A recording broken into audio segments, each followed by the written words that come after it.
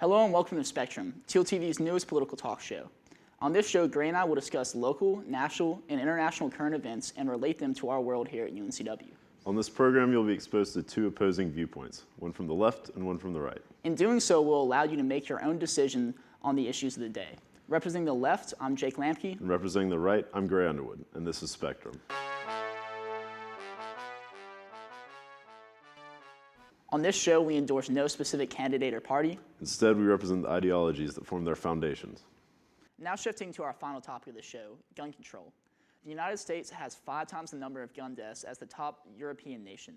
The United States has 5% of the world's population, but 31% of its mass shooters. 5 times as many as the next leading country. Gray, does the United States have a problem with guns? I wouldn't say it has a problem with guns. I would say it has it just has guns. I think gun crime is definitely going to be an effect of the right to bear arms. Well, so let's separate this issue from gun crime and mass shootings, because I think in regards to mass shootings, I believe mass shootings legally it's more than 4 people. Yeah. Okay. And that's what all those stats were. Okay. I think that when you look at the United States, we have far more mass shooters than any other nation, and it's got to be due to something.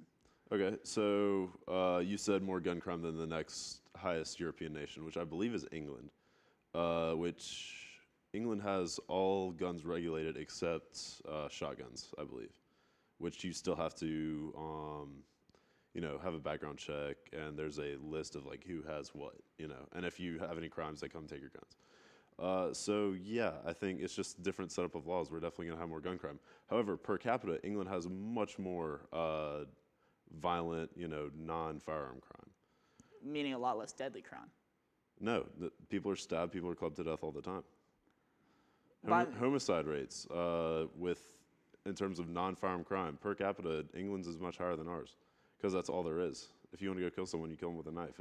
And is it not a lot easier to kill someone with a gun than with a knife? Well, here's the thing: is it not a lot easier to defend yourself with a gun than with a knife? Here's the thing about guns: in England, if I'm, I'm like 6'3" and giant, want to go mug a small, woman on a jog or something. If I'm in England, easy. If I'm here, she can have a small, little 38 caliber pistol. We're equal in terms of force now. And that's the thing, is like people look at violence, stuff like that. However, in America, since the 70s, I believe, or per year, there's anywhere between 100,000 and 2.5 million instances where people use firearms defensively. However, it's hard to track because they're not always fired. The police aren't always told. Showing a gun is enough to send anyone who wants to do harm to you running. Well, I know that if you were to use a gun in a home invasion, if you were to pull your gun, you are far more likely to experience bodily harm in that home invasion. So that's just kind of a refutation statistic right there. But going back to the root of this discussion, that's kind of on the individual basis. Are you going to use it, or are you just going to show them a gun? It's like you were talking. That's kind of a psychology thing. It's an escalation of force, because a lot of the time when people commit those robberies, they're people that are looking for drug money, and they don't particularly plan on using that gun. But when the force is escalated, they end up doing it. Well, if you're using drugs, you probably shouldn't have a gun with you anyway. That's a whole. That's all illegal territory anyway. Going back to the root of the discussion, why do you think that there are far more mass shootings in America than any other nation? Because guns are so easy to get. There's so many of them. Not easy to get, there's just so many of them. And naturally, when there's, a gun for just about every citizen, naturally, these criminals, one way or another, are going to be able to get their hands on a gun. So you admit that it's easier for people to kill people, especially on a mass scale, with guns, and you say that the problem with mass shootings in America is due to guns. So exactly? It's not due to knives. Just tell me what exactly needs to happen. What needs to happen in the United States for Republicans to finally make the smallest amount of gun reform? To do what? Obama's little gun show loophole that doesn't do anything? Literally anything. Expand background checks. That's all I want. That still doesn't happen. To who? Everybody. Universal background checks. Who buying a gun doesn't get a background check now? We don't have universal background checks. So gun show loophole. The liberals always talk about the gun show loophole. Anyone who's selling guns, it's their job to sell guns, they make income from selling guns, must have a federal firearms license. This accounts for 90% of people at gun shows. The other 10 are private collectors looking to get rid of a few of their guns. And probably criminals. Criminals don't go to gun show loopholes. Everyone Right, at gun shows are far if right. Go to a gun show. If I can buy a gun legally, why would I not go to a gun show and be one of those 10% of people that decides to buy a gun without a background check? Because most of the people selling guns who don't have federal firearms licenses aren't the kind of people who are going to sell guns to criminals. Besides, they know that if they're selling guns, they're legally responsible to anything that happens with that gun. That's why they have the FBI's NICS system. It's like National Instant Criminal Search, I believe.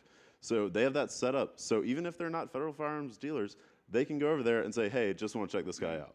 I'm going to ask you one last thing, and we're going to end this line of questioning. But I want you to answer and to tell me what needs to happen in America for Republicans to finally embrace gun reform. Because with the Sandy Hook shooting, that is about the worst possible thing that anyone can imagine. And still, nothing happened. Okay, you bring that up. His mother bought the guns legally. She had them locked up. You're still not answering the question. What would his reforms do? The reforms President Obama enacted would not have stopped a single gun massacre during his presidency. Is there anything in the world that could happen which would make Republicans actually want to have even the smallest? No, because Republicans represent conservative principles, and conservative principles involve the Second Amendment. It's part of the fabric of this country is gun ownership. If you look at every dictator in history, one of the first things they did is institute gun control in the populace. Hitler, Stalin, Mao, and Pol Pot all took guns from the citizens before beginning bloody genocides at home. Given that the Second Amendment is about protecting the people from the government, how can proposed bills such as Dianne Feinstein's be seen as anything other than an aggression towards American gun owners? Because it hardly does anything. A lot less than I want to do. Dianne Feinstein's bill, all that it does is ban assault weapons, it bans high-capacity mags, and it increases the amount of background checks. How is that taking away everybody's guns? See, that's what's freaky about it, is that you buy a shotgun to hunt, you buy a deer rifle to hunt. If you're buying an assault weapon, which they're technically sporting weapons since they're not fully automatic, those weapons are they're more fighting rifles, if you will. They're designed after military weapons. So when she comes out and says, hey, we have to remove these weapons, when the original reasoning for the Second Amendment was you're supposed to have weapons to be able to fight with them, is that not kind of a red flag? And she says it's, we got to stop mass shootings, but her bill wouldn't stop any mass shootings. Because there are plenty of rifles sold that fit, that wouldn't be banned by her bill, but have the same functionality. So I'm going to address a few things that you said in that. So you made the argument that, a well-regulated militia, that the point of the Second Amendment is to be able to have like a righteous rebellion if need be. That went out the window when we started making tanks and stuff, because obviously citizens can't get tanks, so we don't really have the ability to have an armed insurrection. But when half of America has weapons and, you start sending out tanks against people, we outnumber the standing army, All right, going back to what you were talking about, like hunting and sporting rifles, I actually read through like her proposed bill, and in her bill there are actually 2,000 separate stipulations of things that don't count under the bill. So, for example, hunting weapons falls under that, an exemption. Yeah, that's what I'm saying. I said like they're used for a separate thing. I'm not saying she wanted to ban those. I'm just saying they're used for a separate thing. Well, then how is she like Pol Pot? I'm saying it's a step. They're not going to come out and say all guns are out. It's a step. So what? It's a step. So what's going to happen after that? Another step? Well, there's going to be more mass shootings because it's not going to stop anything. They come out, they say, hey, we can't have 30-round magazines, all whatever. So, I mean, let's take, for example, the Ruger, Mini 13, Mini 14. Basically the same thing as an AR-15, just with a wooden stock. It looks like a hunting rifle. However, you can put, 10-round mags, change them just as easily, fire them just as quickly. So, hey, they take away the AR-15s. There's more mass shootings because it does the same thing.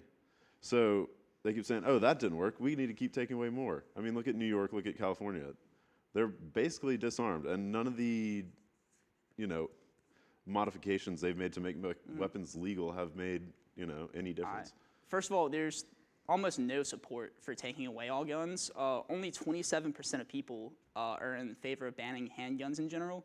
So I think that a situation where you take away all guns is like really out of this world. Well, that's what I'm saying. But going back to your argument, it'd be a long, prolonged thing. It wouldn't happen tomorrow. I love when conservatives slope, make yeah. this argument about how it's a slippery slope, that if you start with background checks, then we'll go and have registries, and if you have registries, then we're going to take away all the guns.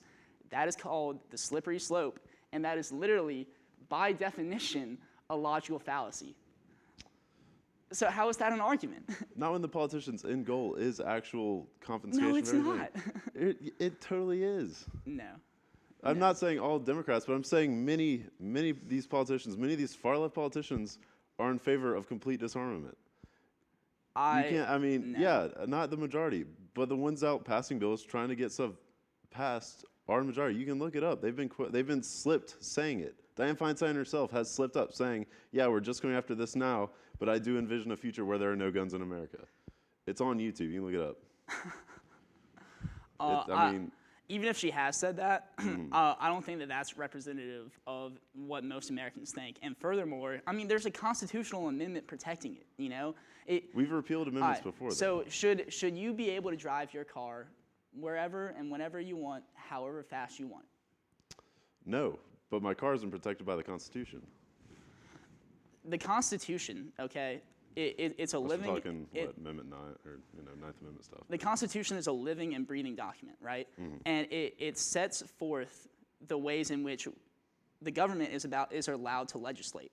And as long as that right in itself is protected, we can put screens around it so people can exercise that right safely. And I think that's all that people are trying to do. And saying that Democrats want to ban all guns is not representative of, I didn't say of they my all opinion. do. I'm just saying it's not representative of, I think, the majority of Democrats' opinions. I wouldn't think it's the majority either, but I'm saying there is a faction, and it's a growing faction, who that is their end goal.